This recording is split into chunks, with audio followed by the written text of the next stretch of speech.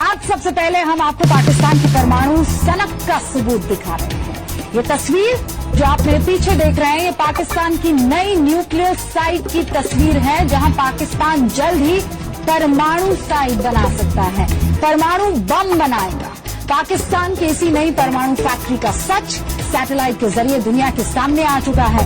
ये परमाणु साइट पाकिस्तान की राजधानी इस्लामाबाद से महज 30 किलोमीटर दूर कहट्टा में पाकिस्तान के पास 120 से 130 परमाणु बॉम्ब है, जो कि भारत से ज्यादा है। ये तस्वीर भारत समेत पूरी दुनिया के लिए किसी तरह से कम नहीं है, क्योंकि ये बेहद ही खतरनाक संदेश पहुंचा रहे हैं। इस रिपोर्ट में हल्ला नॉर्थ कोरिया का, तैयारी पाकिस्तान की।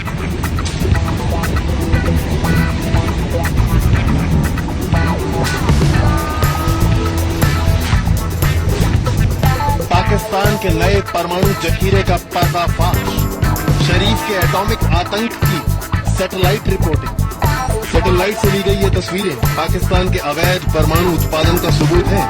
ये तस्वीरें पाकिस्तान की नई न्यूक्लियर साइट की है, जो रावलपिंडी के काहुटा शहर में बन रही है। काहुटा में बन रही न्यूक्लियर साइट पाकिस्तान की राजधानी इस्लामाबाद से सिर्फ 30 किलोमीटर दूर है।